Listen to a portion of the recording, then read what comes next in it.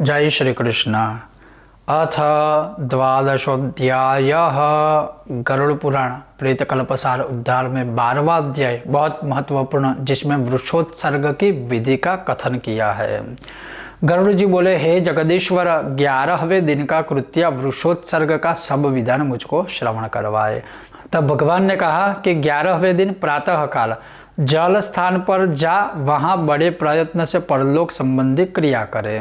वेद और शास्त्र के ज्ञाता ब्राह्मणों को निमंत्रण दे, नमस्कार कर प्रेतत्व मुक्ति की प्रार्थना करे। ज्ञाता आचार्य भी स्नान संध्यादि कर्म से पवित्र हो विधि पूर्वक 11वें दिन की क्रिया करे।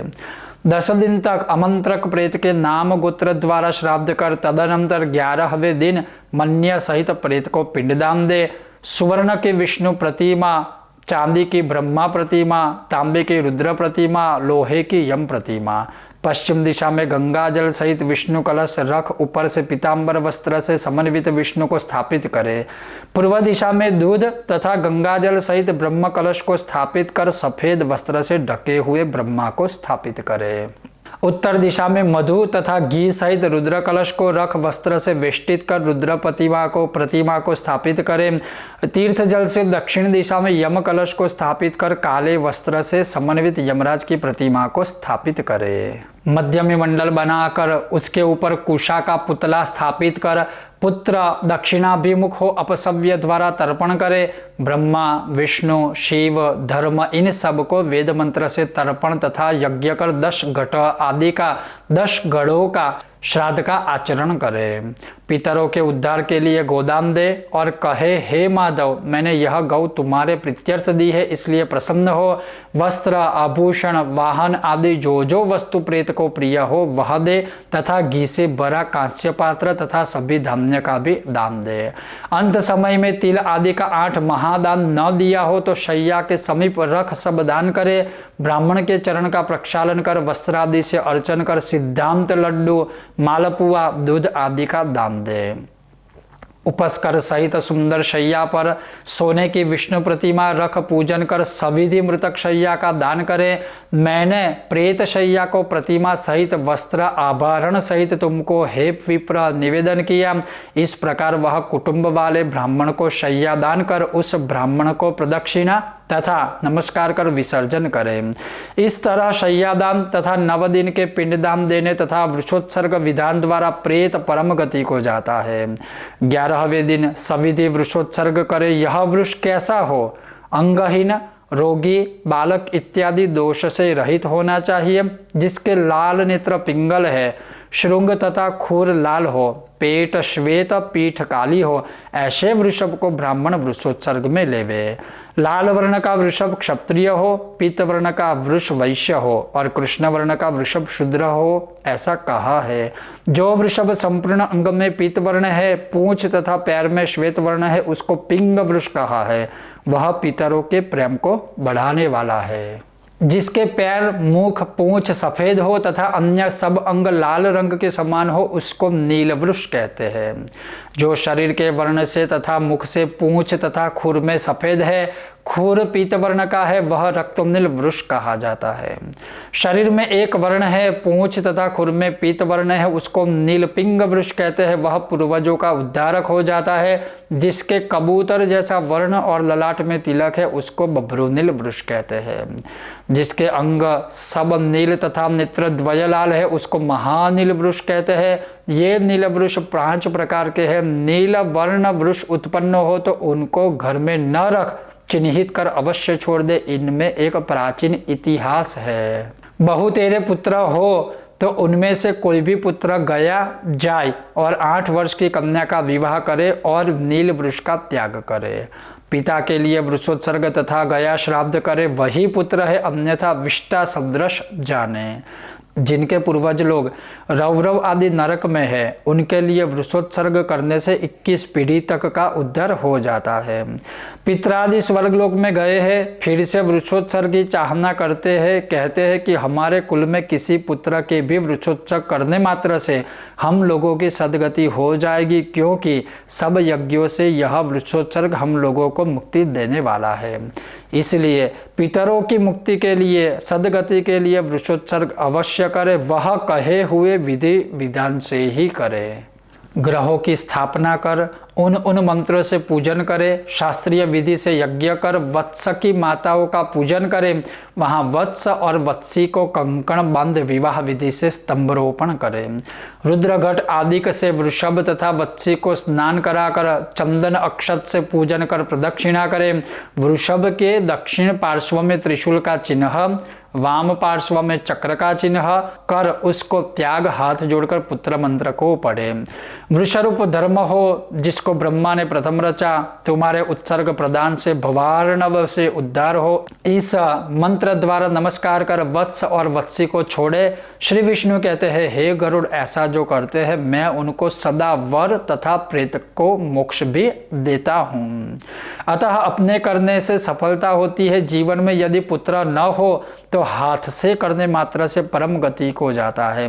कार्तिक आदि शुभ मास में उत्तरायण सूर्य हो जाए और शुक्ल पक्ष तथा कृष्ण पक्ष की द्वादशी तिथि हो, सूर्य और चंद्र ग्रहण में, शुभ तीर्थ में, विषुव द्वितीय में, अयन द्वितीय में वृषोत्सर्ग करें। एकाग्रचित से सपवित्र देश में शुभ लग्न और शुभ मुहूर्त में ब्राह्मणों को बुलाकर वृषोत्सर्ग करें।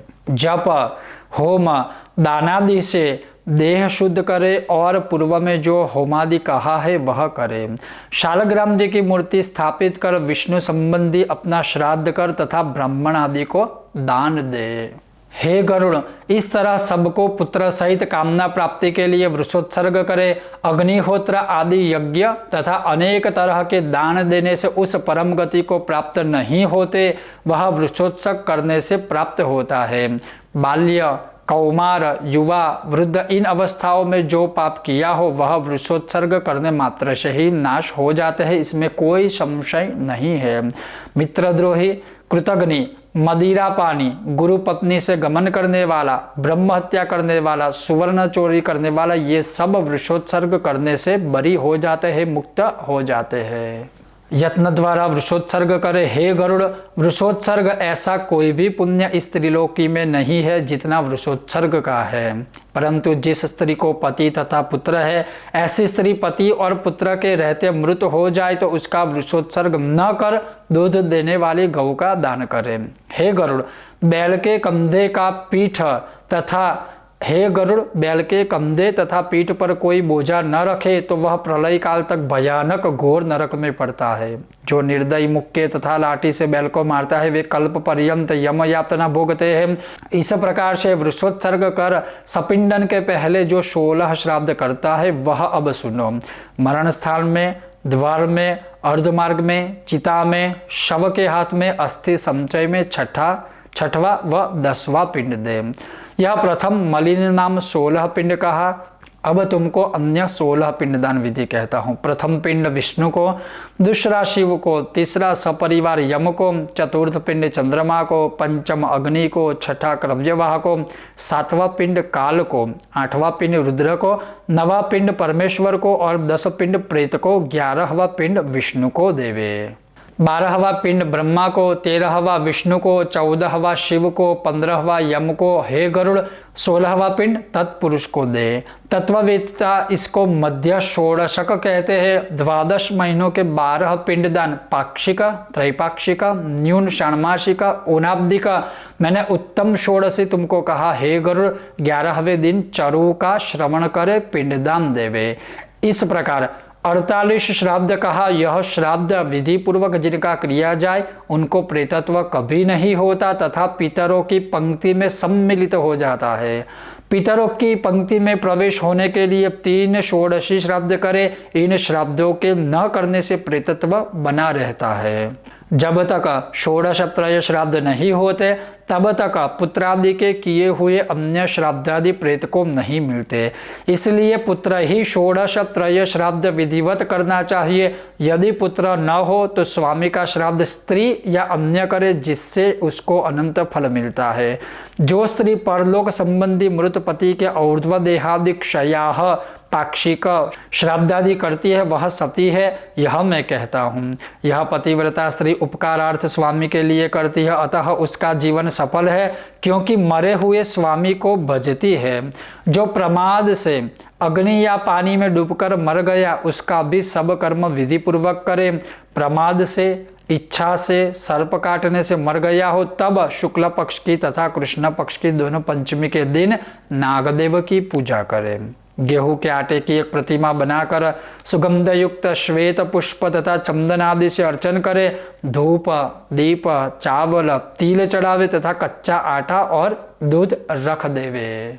यदि शक्ति हो तो सुवर्ण नाग बनाकर ब्राह्मण को दान देकर नमस्कार करे और कहे कि इस नागराज के दान देने से नागराज हम पर प्रसन्न हो। इस प्रकार नागराज की पूजा कर अकाल में मरने वाले के निमित्त नारायण बलि करे, जिसके करने मात्र से प्रेत सब पापों से मुक्त हो स्वर्गलोक में जाते हैं।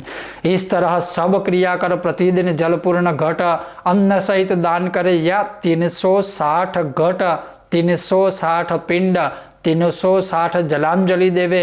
11वें दिन पिंड दान कर 12वें दिन सपिंड श्राद्ध कर शय्यादान तथा पददान सूतक निवृत्ति में अवश्य करे। एवं एकादशे कृत्वा कुर्यात् सा पिंडनम ततः शय्यापदानं दानं च कारयेत् सूतके घते।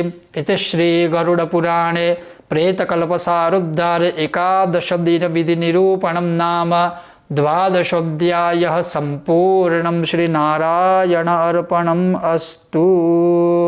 तो इस अध्याय में भगवान ने एकादश की विधि सुनाई, वृषोत्सर्ग विधि सुनाई, साथ में अन्य भी जो विधि विधान होते हैं, रीति रिवाज होते हैं, वह भी भगवान ने सुनाए। यह था एकादश अध्याय जो मैंने आपको भी श्रवण करवाया।